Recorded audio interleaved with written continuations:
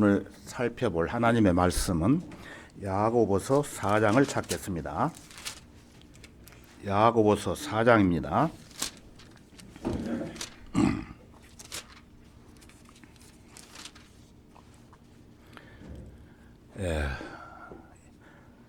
야고보서 4장 13절부터 14절까지 보겠습니다. 이제 오라. 오늘이나 내일 우리가 어느 성읍으로 가서 거기서 1년쯤 지내며 사고 팔아 수익을 올리리라 하는 자들이여, 너희가 내일 일어날 일을 알지 못하나니 너희 생명이 무엇이냐? 잠깐 보이다가 사라지는 안개니라. 다 같이 기도드리겠습니다. 만왕의 왕이시며 만주의 주이신 아버지 하나님께 추운 날씨에도 불구하고 아름다운 찬양과 감사와 기도를 들을 수 있도록 베풀어 주신 은혜 참으로 감사드립니다. 무엇보다도 예수 그리스도의 보혈을 통해 구속함을 받은 저희들을 성경대로 믿는 참된 교회 안에서 최상의 예배와 또 진리의 말씀을 공부할 수 있도록 좋은 환경을 조성시켜 주심을 더욱 감사드립니다. 아버지 하나님, 이 시간 선포되는 말씀을 통해 우리의 마음과 생각을 올바로 바로잡아 주시고 자비로우신 주님께 더욱 밀착할 수 있도록 도와주시기를 원합니다. 더 나아가 우리의 부족한 부분들을 더욱 바로잡아 주시고 이 험악한 세상을 살아가는 동안 아름다운 열매를 맺을 수 있도록 주 성령님께서 친히 역사해 주시기를 간구드립니다. 모든 것 감사드리며 주 예수 그리스도 이름으로 기도드렸습니다. 아멘.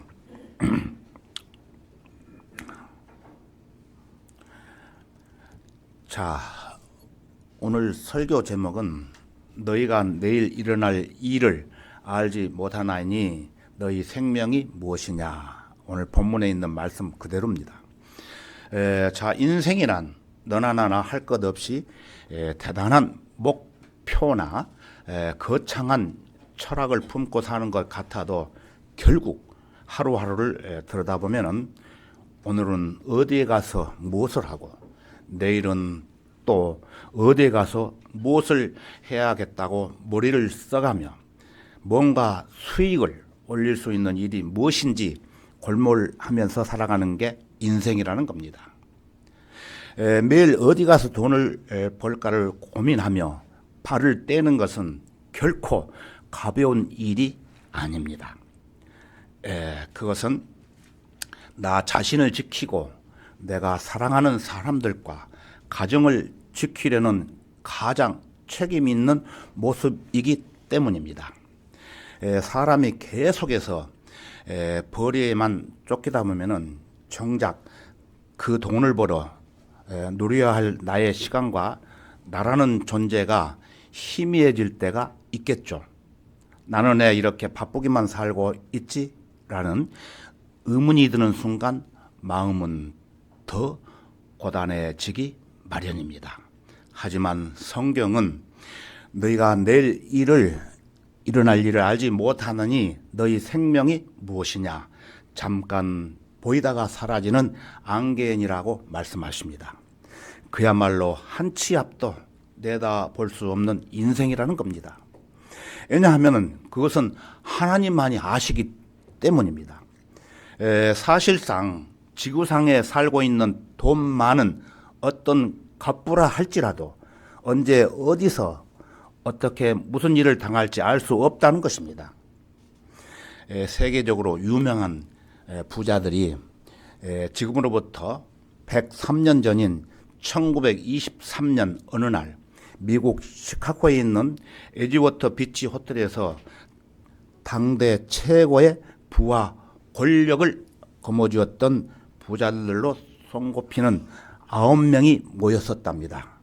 그래서 그 부자 이야기는 경제적 성공보다 가치 있는 삶의 중요성을 일깨워주는 유명한 일화가 있는데 한번 여러분들에게 소개해 드리고자 합니다. 당시 이 9명이 소유한 재산은 미국 정부의 국고보다도 더 많다고 전해지고 있습니다. 9명의 재산이. 그로부터 25년 후 정확하게 그들의 끝은 매우 비극적이었답니다. 자, 첫 번째, 미국의 강철 예사 사장 찰스 M. 슈왑은 5년간 30만 달러의 빚에 시달리다가 결국 파산하게 되고 사망했다는 것입니다. 그 많은 돈이 있는 사람도. 두 번째, 세계 최대 공공사업체 사장 사무엘 인설은 파산하여 해외 도피해가지고 도피 생활을 하던 중 무일푼으로 되어가지고 사망을 했고, 세 번째, 뉴욕 주식거래소 소장 리처드 힐튼이는 형령죄로 싱싱 감옥에 수감되었다는 것입니다.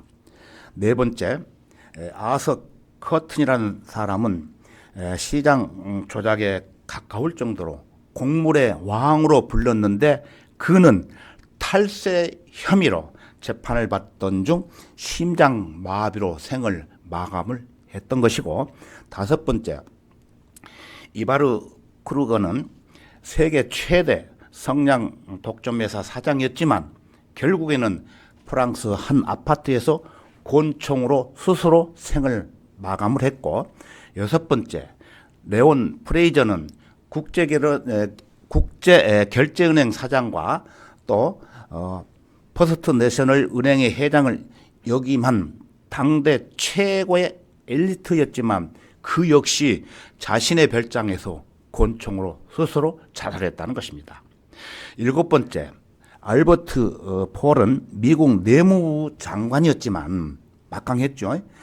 감옥에서 가석방되어 집에 와가지고 생을 마감했다고 합니다. 여덟 번째, 하워드 홉스는 최대 가스회사 사장이었는데 정신 이상으로 정신병원에 수용 중 생을 마감했다고 합니다. 마지막 아홉 번째, 제시 리버모어는 개인 투자자이자 공매도의 왕이었지만 뉴욕 네덜란드 호텔 화장실에서 권총으로 스스로 63세 때 자살을 했다고 합니다. 이 9명의 실존 인물들이 겪은 개별적인 비극적인 결말은 대부분 역사적 사실과 일치하기 때문에 오늘날까지도 강렬한 교훈을 주는 이야기로 전해오고 있지만, 구약 성경 전도서 12장 1절을 보시면은 너는 이제 너의 젊은 날에 곧 재앙의 날에 이르지 않고 나에게는 즐거움이 없다고 말할 해가 가까워 오기 전에 너희 창조주를 기억하라고 말씀하고 있습니다. 성경은 하루 동안에 무슨 일이 일어날지 알 수 없기 때문에 너의 젊은 날에, 늙기 전에, 젊은 날에, 병들기 전에, 곧 재앙의 날이 오기 전에 생사화복을 주장하신 하나님을 믿고 복을 받으라는 것입니다. 자, 너희가 내일 일어날 일을 알지 못하나니 너희 생명이 무엇이냐. 첫 번째입니다. 오늘 하루 동안에 무슨 일이 일어날지 모르는 거예요. 어느 날 어떤 젊은 남자가 서울에서 결혼식을 성대하게 잘 마치고 신혼여행을 가기 위해 저녁에 비행기를 타고 제주공항에 도착을 해서 호텔을 향해 가고 있던 중에 교통사고로 인해 신랑 신부가 그 자리에서 즉사하는 비극적인 사건을 저는 제주도에 살면서 목격을 했습니다. 그래서 전 세계에서 하루 동안에 일어나는 각종 사고들은 언론을 통해 종합해 보면은 끔찍한 사건들이 훨씬 더 많이 일어난다는 것을 여러분이 아실 것입니다. 그러므로 인생의 생사화복을 주관하시는 하나님께서는 구약 성경 잠언 27장 1절을 보시면은 너는 내일 내일을 자랑하지 말라. 하루 동안에 무슨 일이 일어날는지 알 수 없음이라고 말씀하셨습니다. 자, 죽음의 그림자가 언제 어디서 어떤 형태로 찾아올지 아무도 모르는 거예요. 어쩌면 죽음이 오늘 밤이 지나가기 전에 여러분을 방문할 수도 있습니다. 죽음은 결코 우리에게 다가와서 들어가도 되느냐라고 묻지 않는다는 거예요. 갑자기 죽음이 찾아온다는 거예요. 인기척도 없이 갑작스럽게 닥친다는 것이죠. 시간이 우리를 기다려 주지 않듯이 체각체각 하듯이 죽음도 우리를 무한정 기다리지 않는다는 것입니다. 자, 여러분이 잘 아시는 누가복음 12장 16절 이하에 보면은 어떤 어리석은 부자가 나오죠.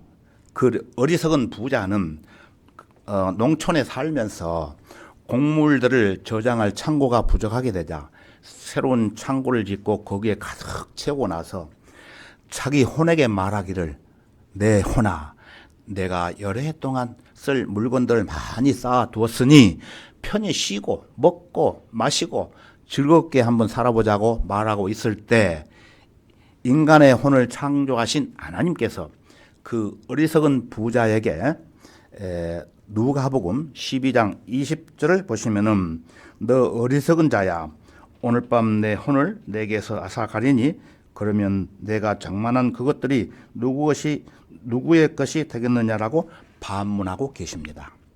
자, 하나님께서는 내일 밤이 아니고 분명히 오늘 밤이라고 말씀하십니다. 이것은 오늘 하루 동안에 무슨 일이 일어날는지 모르면서 내일을 자랑하는 인간들에게 주시는 하나님의 경고라는 것입니다. 자, 너희가 내일 일어날 일을 알지 못하나니 너희 생명이 무엇이냐. 두 번째입니다. 내일 우리에게 실제로 무슨 일이 일어날지 알 수 없습니다.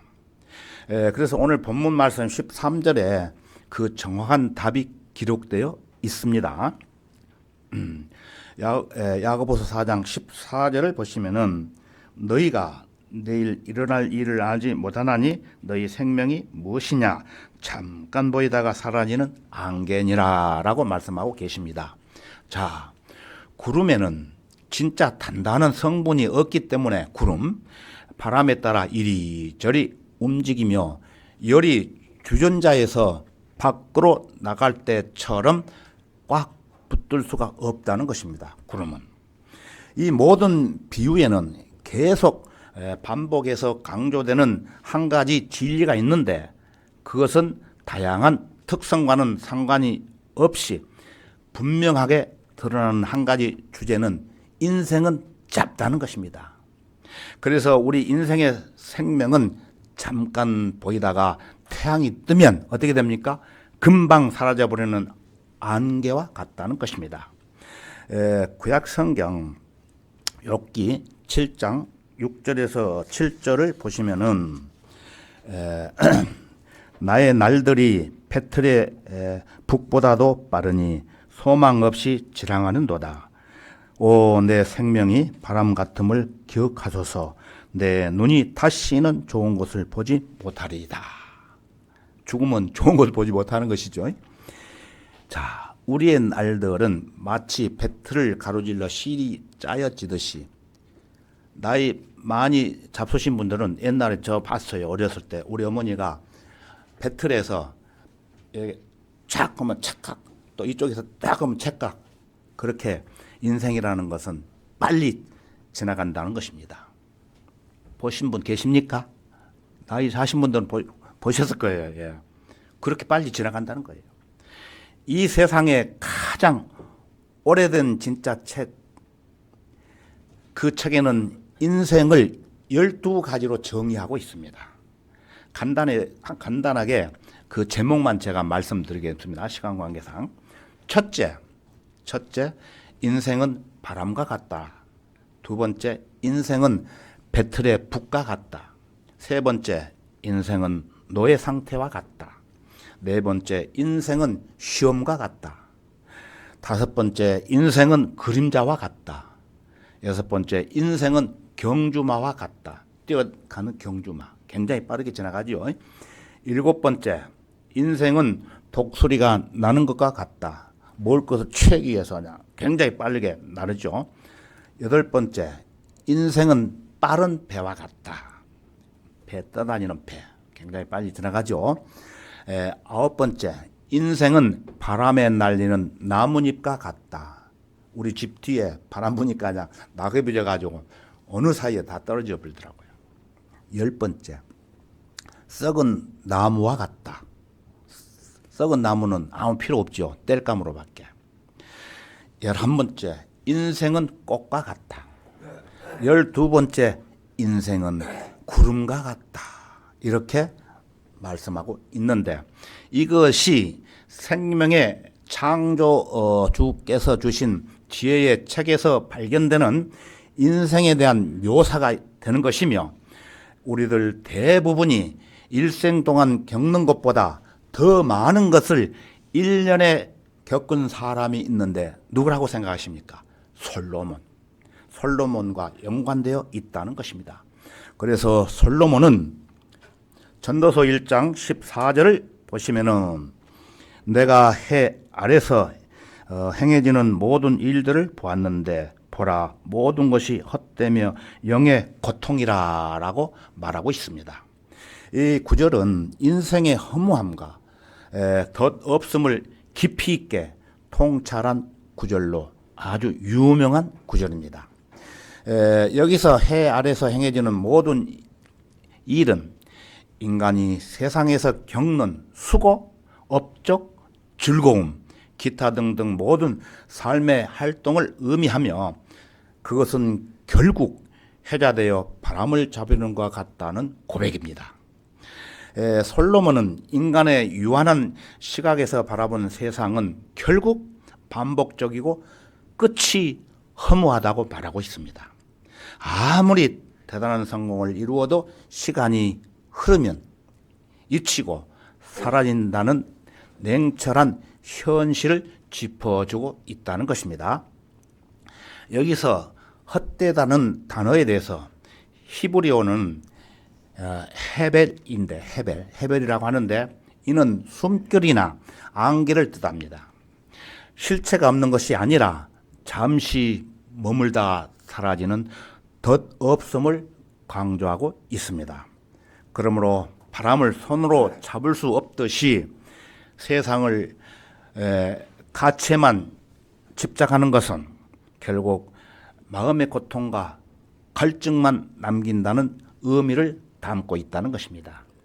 이것은 단순히 인생은 살 가치가 없다는 허무주의를 전하는 것이 아닙니다.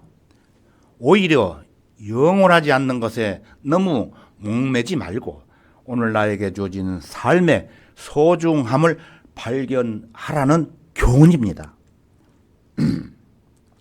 자, 너희가 내일 일어날 일을 알지 못하나니 너희 생명이 무엇이냐. 마지막 세 번째입니다. 우리의 내일을 주관하신 분이 누구인지 우리는 분명히 알 수 있습니다. 우리는 내일 일어날 일을 모르지만 아는 사람 없죠? 오늘 또 몇 시간 후에 일어날 일을 모르지 않습니까? 하물며 내일 일어날 일을 알 수 없지만 내일 일어날 일을 결정하시고 주장하신 분이 누구인지 우리는 분명히 성경을 통해서 알 수 있다는 것입니다. 그럼 그분은 누구십니까? 우리의 창조주시며 구속주이시며 심판주이신 오직 하나님밖에 없습니다. 자, 마태복음 6장 34절을 보시면은 그러므로 내일을 위하여 염려하지 말라. 내일 일은 내일 염려할 것이요 그날의 재앙은 그날로 충분하니라고 말씀하고 계십니다. 그래서 우리는 내일을 염려하지 않는 거예요. 말씀대로 내일 일어날 일에 대해서도 염려하지 않는 겁니다. 기도하면서 하나님께 지혜를 구할 뿐이에요. 자, 우리에게는 사실상 내일에 대해 염려할 여유가 없어요. 오늘 하루 동안만 해도 수십 가지의 일들이 일어나기 때문에 그것만 생각해도 너무 버거운 것이죠. 이처럼 우리에게는 오늘 하루 동안에 있는 일들도 제대로 처리할 능력이 없는데 언제 내일 일을 염려하며 살 수 있겠습니까? 내일 일을 염려하는 사람들은 정말로 할 일이 없는 사람들이에요. 사실은 너무 한가로운 것입니다. 한가롭게 지낸다는 것이에요. 한가롭다면 어떻게 해야 됩니까? 성경을 더 많이 읽고 기도를 더 많이 해야 되는데 그렇지 않다는 것입니다. 우리가 염려하지 않는 이유는 또 뭘까요? 염려하는 것 자체가 하나님을 신뢰하지 않는다는 증거예요. 또한 염려하는 순간 내가 기쁘게 수행해야 할 하나님의 사역이 그저 의무적으로 해야만 하는 일로 다가오기 때문에 그렇다는 것입니다. 그저 하루하루 하나님께서 허락하신 환경 안에서 주님이 맡기신 일을 하나씩 처리해 나갈 뿐이죠. 우리는 내일을 염려하지 말고 내일을 잘 알고 계시는 하나님께 우리의 모든 짐을 모두 다 맡겨야 되는 것입니다. 어떻게 맡겨야 할까요? 기도로 맡겨야 합니다. 기도. 그렇게 하면 염려가 즉시로 사라지는 것을 경험할 수가 있습니다. 기도가 없으면 안개 같은 인생에 안개 같은 염려가 밀려오는데 그 짙은 안개 속에서 하나님을 못 보는 거예요. 하나님의 자상한 응답의 손길도 눈에 안 들어오는 거예요. 염려가 너무 강해서 마음속에 들어온 이 염려라는 안개를 몰아내는 것은 매우 힘들겠죠. 그래서 몰아내는 방법은 오직 하나님을 전적으로 신뢰하는 것입니다. 짙은 안개 속에서 여러분의 감정이나 이성의 논리로 그 안개 속을 헤쳐나갈 거라고 생각하지 마십시오.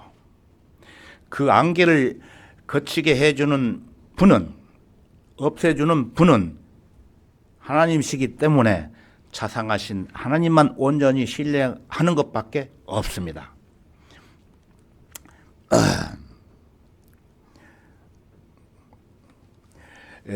오스왈드 챔프스 목사는 오늘 하루 당신의 마음을 가장 복잡하게 만드는 고민이 무엇인가요? 혹시 그 고민의 계산식 속에 하나님의 일하심이라는 변수를 깜빡하고 빠뜨리지 않으셨나요? 하나님을 계산에 넣는 순간 불가능해 보이던 답이 가능으로 바뀌기 시작합니다. 라는 유명한 말을 남겼습니다.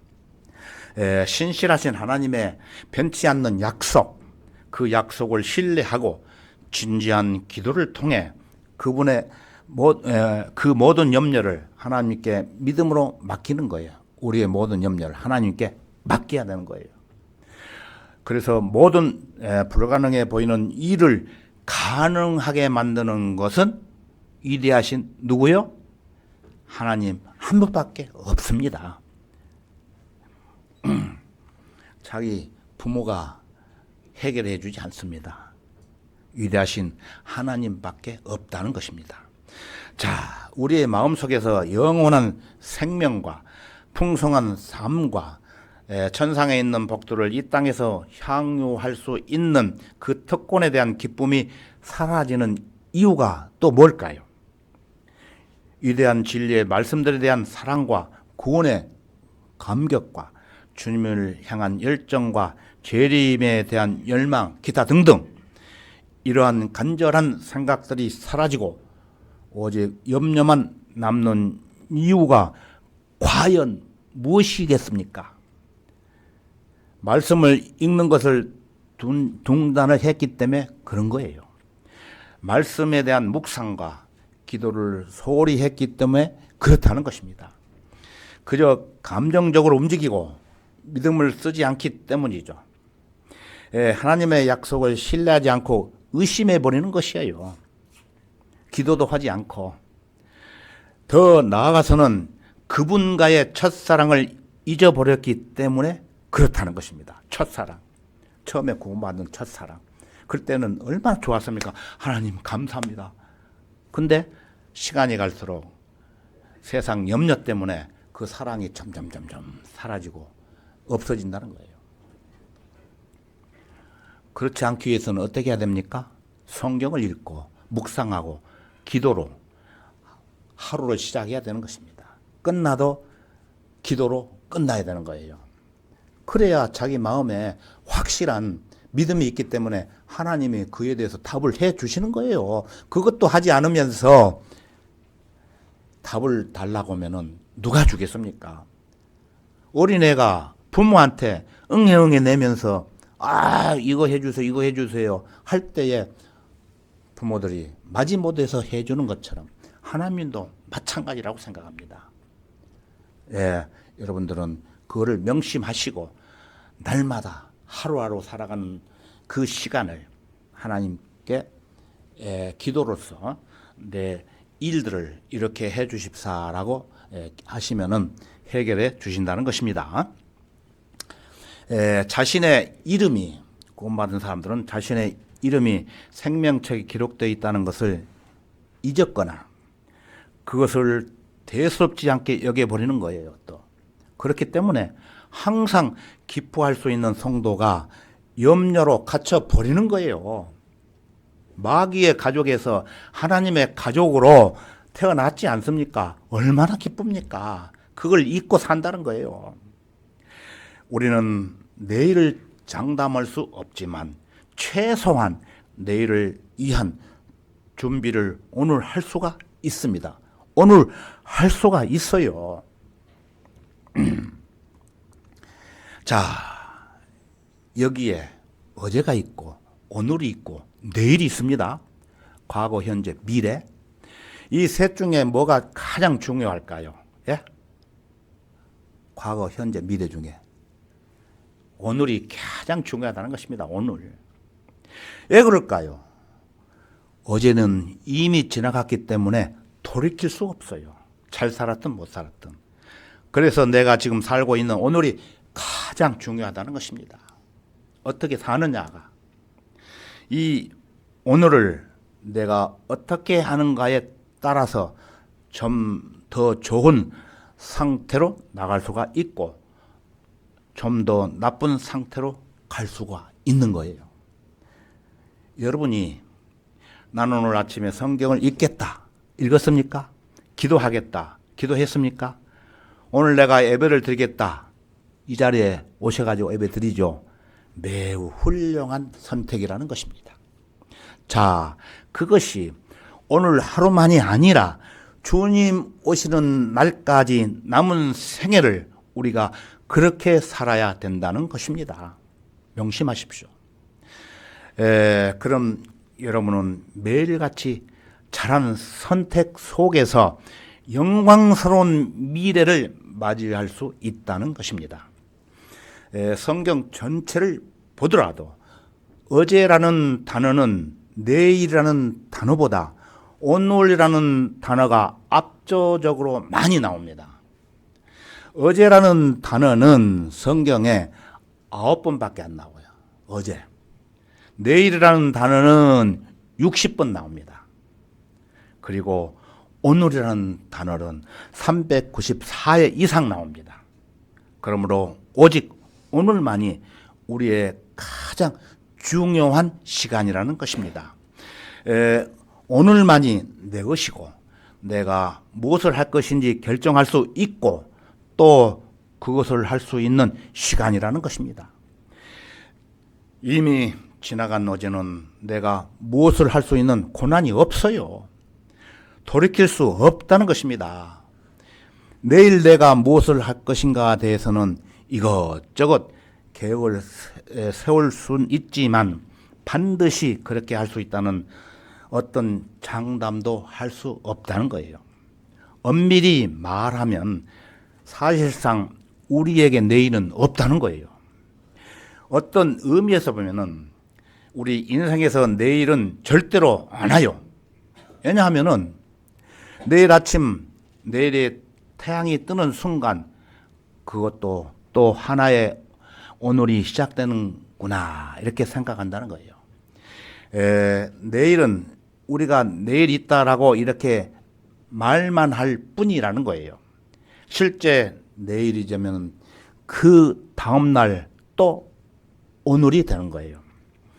내일의 크고 작은 계획에 대해서 이러쿵 저러쿵 말할 수는 있지만 정작 내일이 오면 그것은 또 하나의 오늘일 뿐 내일이 될 수 없다는 것입니다. 그래서 재미있는 이야기 한번 해볼게요. 어떤 이발사가 이발소에서 손님이 없고 날마다 파리만 날리자 깨를 냅니다. 이런 광고를 붙입니다. 내일은 무료 봉사입니다. 공짜입니다. 그러자 그 이튿날이 되자 너도 나도 할 것 없이 많은 사람들이 이발 요금이 무료라는 생각에 그 이발소에 밀려옵니다. 그래서 이발을 마친 손님들은 무심코 그냥 문을 나가려고 할 때 그 이발사 주인이 출구를 다 가로막고 이발 요금을 달라고 합니다. 그러자 아니 무료 봉사라면서요 공짜라면서 왜 돈을 달라고 합니까? 항의를 했던 거예요.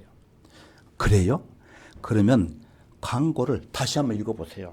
뭐라고 써져 있는지. 내일은 무료 봉사입니다. 공짜입니다. 내일은 무료입니다. 맞아요. 내일은. 하지만 오늘은 오늘이잖아요. 내일이 아니잖아요. 이것이 바로 악한 현 세상을 통치하는 이 세상의 신 마귀가 자주 우리를 속이는 주된 방법이라는 것입니다. 오늘 우리가 하나님을 위해서 마땅히 해야 할 일이 있는데도 마귀는 우리에게 이렇게 속삭이는 것이에요. 내일부터 해. 내일부터 성경 읽고 내일부터 기도해. 오늘은 그냥 편안하게 쉬고 내일부터 하라니까. 여러분 그런 적 있습니까? 자, 마귀는 이런 방식으로 계속해서 오늘이라는 시간을 낭비하게 만드는 거예요. 그리스도인의 시간을. 그 결과 우리에게는 지나간 날들 속에서 잊어버린 오늘이 너무 많은 것이죠. 지금도 잃어버린 오늘이 계속 쌓여만 가고 있습니다. 오늘이 없이는 내일도 없다는 걸 여러분 기억하십시오. 오늘을 위해 오늘 해야 할 최상의 대비는 무엇입니까? 가장 중요한 것은 예수 그리스도를 믿고 구원받는 것이죠. 구원 안 받는 사람에 대해서는. 오늘 구원받았으면 내일은 셋째 하늘에 있는 것이에요. 오늘 성령 안에서 심었으면 내일 맞이하게 될 그리스도의 심판석이 행복하고 풍성하게 오는 것입니다. 오늘 할 일이 없으면 그리스도의 심판석에 어떻게 됩니까? 풍성한 행복이 없다는 것입니다. 그러므로 가장 현명한 인생을 살아있는 동안에 하나님을 만날 준비를 하며 사는 인생이 되시라는 것입니다. 준비된 사람에게 죽음은 끝이 아니고 영원한 삶을 시작하는 새로운 삶의 시작입니다. 우리는 다시 하늘나라에 가서 심판석에서 심판을 받고 7년째 환란이 끝나고 나면은 천년왕국에 이 땅에 예수님과 함께 재림합니다. 그래서 영원한 삶이 시작된다는 것입니다. 자, 여러분 너크만 목사님 잘 아시죠? 너크만 목사님은 이런 사실과 관련해서 이렇게 얘기를 했습니다. 제가 소개해 드릴게요. 성경적인 관점에서 내다보는 나의 견해에 대해서 누가 묻는다면 나는 지극히 비판적인 대답할 수밖에 없다. 비판적인 대답밖에는 할 수 없다. 지금 내가 이 땅에 살고 있으면서 나에게 남아있는 일들 가운데 내가 할 수 있는 유일한 일은 예수 그리스도를 위해 살아가는 일뿐이다. 또한 내가 죽더라도 예수 그리스도를 위해 죽는 일밖에는 내게 남아있는 일이 아무것도 없다. 내가 이렇게 마지막 순간까지 주님을 위해 일하다가 죽겠다고 단단히 결심한 마당에 만약 이 일을 방해하는 요소가 내 앞에 나타난다면 그것은 내 가족일지언정 나는 과감하게 버릴 참이다. 왜냐하면 너희가 내일 일어날 일을 알지 못하다니 너희 생명이 무엇이냐고 성경에서 말씀하기 때문이다. 내일 당장 내가 휴고될지 누가 알겠는가? 눈 깜짝할 순간에 나는 이 세상에서 사라지고 말 텐데 내가 오늘 100만 장자라면 뭐하고 억만 장자라면 또 뭐하겠는가? 이러한 유명한 말을 남겼습니다. 자, 이 세상 모든 사람들이 죽고 사는 것은 하나님의 주권에 달려 있기 때문에 지금 당장 하나님께서 부르시면은 우리는 갈 수밖에 없습니다. 자, 우리 다 같이 전도서 12장 13절을 찾아보겠습니다. 전도서 12장 13절입니다.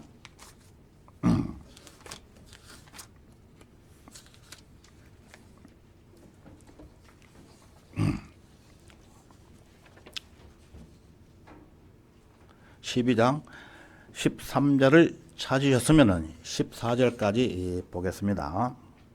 못 찾으신 분들은 이 앞에 보셔도 됩니다. 전체 일의 결론을 들을지니 하나님을 두려워하고 그의 계명들을 지키라. 이것이 사람의 모든 의문이 이는 하나님께서 선이든 악이든 모든 행위와 모든 은밀한 것들을 심판하실 것임이라. 이렇게 말씀하고 있습니다.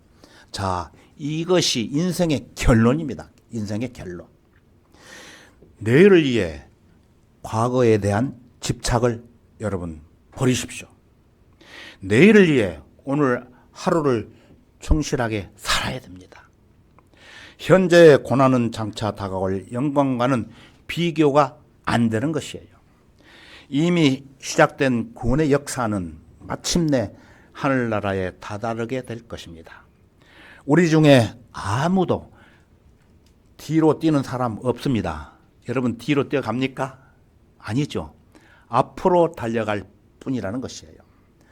오늘 하루 최선을 다해 앞에 있는 표대를 향해 달려가는 성도들에게는 진정한 내일이라는 날이 주어질 수 있고 또 그러한 내일은 의미 있는 내일이 될 수 있다는 것을 여러분 모두 꼭 마음속으로 기억하시기 바랍니다. 다 같이 기도하겠습니다. 참으로 고마우신 아버지 하나님, 오늘 본문 말씀을 통해 인생이란 바람과 같고 잠깐 보이다가 사라지는 안개와 같은 짧은 인생이지만 무엇보다도 내일 일을 잘 알고 계시는 아버지 하나님께 우리의 무거운 모든 짐을 모두 다 맡겼을 때 모든 불가능해 보이는 일들을 가능토록 만들어주시는 위대하신 하나님 한 분밖에 없다는 것을 우리들의 마음밭에 새겨봅니다. 이제 우리가 이 땅에 살아가는 동안 우리가 할 수 있는 유일한 일은 예수 그리스도를 위해 열심히 살아가고자 하는 각오 아래 사랑하는 성도들과 함께 참된 신앙생활을 할 수 있도록 인도해 주시옵소서. 모든 것 감사드리며 주 예수 그리스도 이름으로 기도드렸습니다. 아멘.